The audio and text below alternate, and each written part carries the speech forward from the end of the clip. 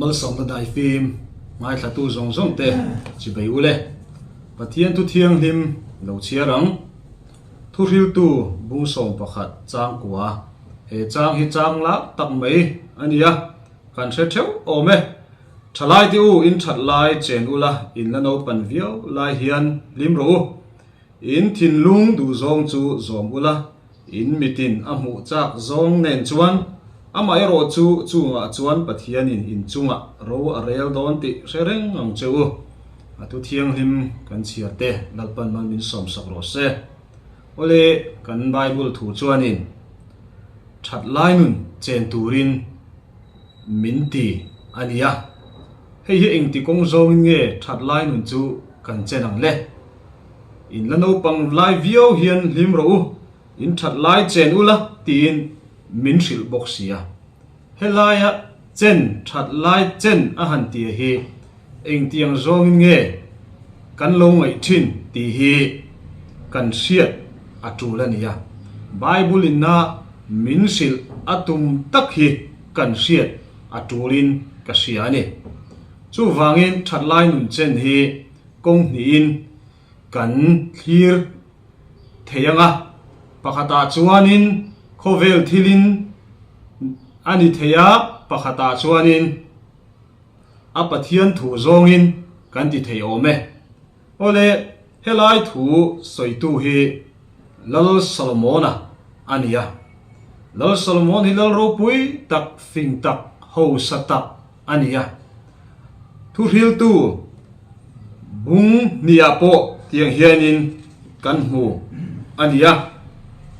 lal solomon a chuanin a wang lai ho sak wang lai tak maya lim na te zongin anuam theyang bera om atuma thuril tu bung nia tiang hian kan hu ni khonge nom sit bol kan han ching teang anuam te rengemo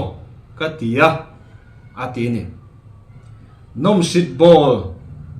kan ching teang anuam te rengemo atini ole nom sit bol an tumta a theyang to kin abeya zule sa mangin bul atana ni tin ai tok po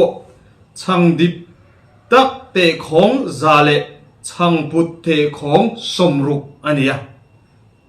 tin bong pathau tak som te bong pathami som ni te beram zale sakhi te sanghai te ar chom thau te nen chu anikhat ei to kani anuam via wangle ni tinin roi an the mup ani berdon chu mai alani lawa mi pat mai chiat na nen apola ama soi da nangin kami it zong apiang ka la lo ati to mai ni nula adu apiang aneya nupui ringo po zasari aneya lalfanu thiau le ngal chu mai lani lawa mai zathum anei telbok ane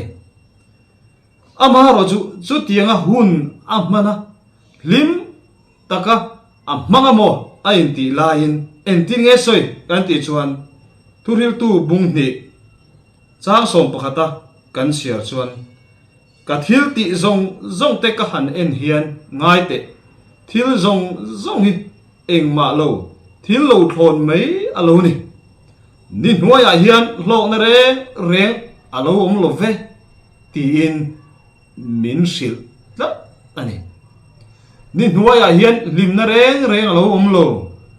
nupui tam tak po nei ma ila ni tin ruai the mu po ni ila zule sa nen sex nen pol ma ila chu tiang ang chuan nun mang ma ila lim na reng alo om lo ni hnuaya hian tin min sil ani chu wangin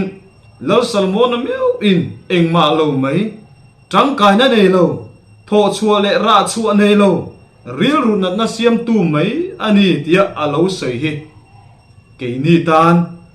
ti chin kher lowa zom hal mai hi kan ti turani ti hi kan siat angai ani chanem ngai takin min sila tin chu mai alani lova lim na dangan zong le a rimoi nen a hun laya music thiam ber la khomin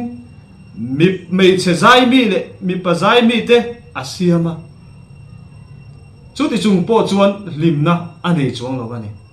music ne na inti lim tum eng ang ma sela lol salomon a chuanin lim na tak om chuang lo ni nuai a hian eng ma lo na lo om lo ti in min sil ania chu wangin nang ring tu isu krista chau lo chuan lim na hi a om lo wani ti hi kan hriat a tu lani khovel thila tlan kher a khovel thila lim na zon hi lok na om lo lim na tuan thing a om lo wani tin min sila chu vain galatia bungruk chang ria ta chon tiang hen kan hu ni eng chi nge kan ni tin nu na hian kan the don le ti salama the tu chuan ti sa mi chiat na asenga nga tharau lama the tu ero chuan tharawa mi chatuan nu na aseng don ni tin min sila ni ni tin kan nun hi hai chi the ang kan nia